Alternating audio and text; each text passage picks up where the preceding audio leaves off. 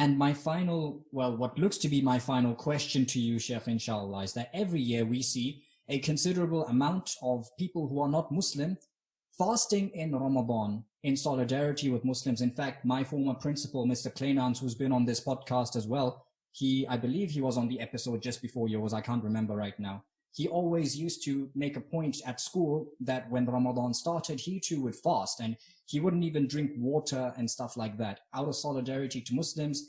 And this is happening all over the world. And many people come to Islam this way and so on and so forth.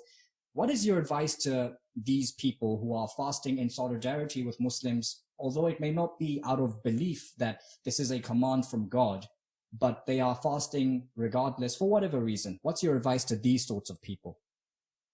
Okay, so a few months ago, I had like an open mosque event, and the people attending, they asked me, it was for non-Muslims, to come see what the mosque is about and what Islam's about. They asked me, like, like, what to you is like one of the main proofs that Islam is the true religion. And I gave them a few things: du'as being answered, the fitrah. But one of the things I told them is experiencing Ramadan.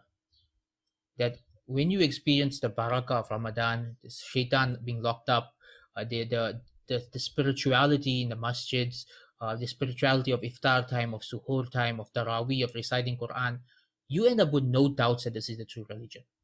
So I encourage non-Muslims that if you want to know more about Islam, if you want to see the effects of Islam, spend time with Muslims in Ramadan, right? Do what the Muslims are doing, spend time with them, experience that environment. Because the level of barakah and sakina, the level of blessings and peace, and the level of absence of sin and desire for sin that exists during those 29 days is in of itself a proof that this is from Allah and this is the true religion.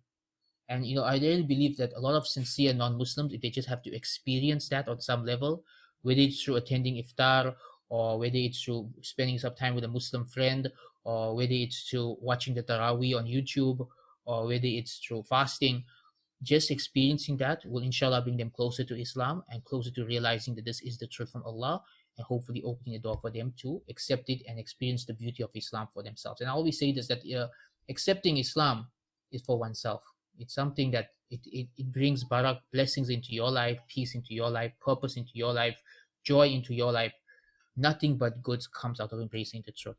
And so Ramadan's one of the best times to experience this. It's also one of the best times for dawah because shaitan's locked up. So you're just dealing with the person's nafs, not with the nafs plus shaitan. So it's a great time for dawah. It's a great time for showing people our religion. And yeah, I really encourage them to keep trying, and at the same time study the religion and spend time with Muslims.